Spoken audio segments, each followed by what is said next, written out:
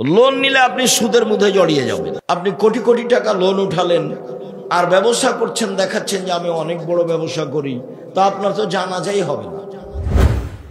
ও তো বোকা মানুষ, ব্যাংকে চাকরি করে, 50 লক্ষ টাকা লোন নিয়ে বাড়ি করেছে, 5-10 তলা বাড়ি, লিফটে উঠে আর নামে, বউ খুশি, ছেলে মেয়েও খুশি, গাড়ি আছে, বাড়িও আছে, সবাই খুশি।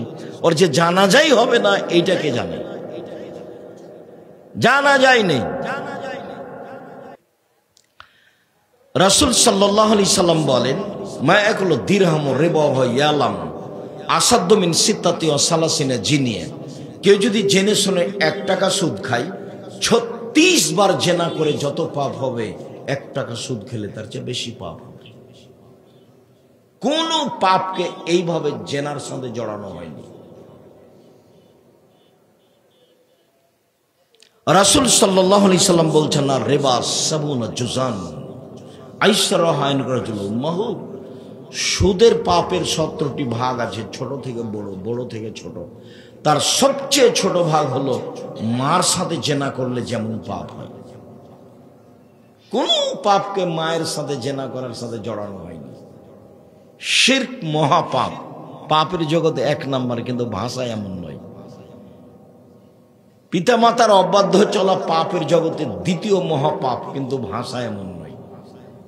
পাপের জগতে মিথ্যা সাক্ষী 3য় মহাপাপ, কিন্তু ভাষা এরকম নয়।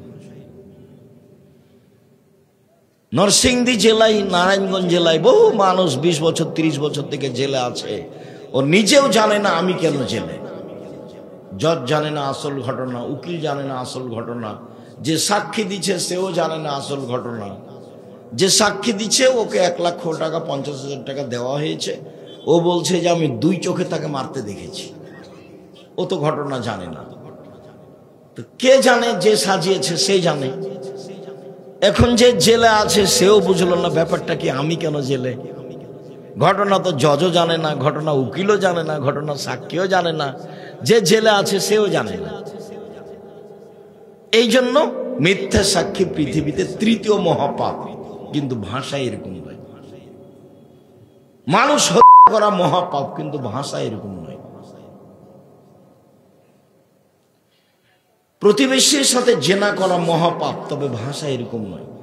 খাদ্যের ভয় ছেলে মেয়েকে হত্যা করা মহাপাপ, তবে ভাষা এরকম নয়। সম্মানিত দিনী ভাই বোন, রাসূল সাল্লাল্লাহু আলাইহি সাল্লাম বললেন, কেউ যদি জেনে শুনে 1 টাকা সুদ খায়, 36 বার জেনা করে যত পাপ হবে, 1 টাকা সুদ খেলে তার চেয়ে বেশি পাপ হবে। তিনি বললেন, সুদের পাপের 17টি ভাগ রয়েছে, তার ছোট ভাগ হলো মার সাথে জেনা করলে যেমন পাপ হয়।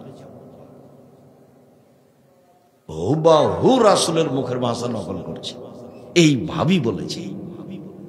তাহলে সুদ কেমন পাপ? কোনদিন আমি আপনাকে ভিক্ষা করে খেতে বলিনি, আমি চকলেটের ব্যবস্থা করতে বলিনি। ভিক্ষা করতে বলবো কেন? আমি আপনাকে লজ্জা দেওয়ার জন্য বলেছি যে শ্বশুরের কাছে টাকা নিলেন কেন? ভিক্ষা করে খান। ভিক্ষা করে খাবেন কেন? চকলেট বিক্রি করে খান। চকলেট বিক্রি করবেন কেন? বড় ব্যবসা করেন। আমি চকলেট বিক্রি করে ব্যবসা করতে বলেছি, তার মানে আমি লোন নিতে নিষেধ করেছি। লোন নিলে আপনি সুদের মধ্যে জড়িয়ে যাবেন।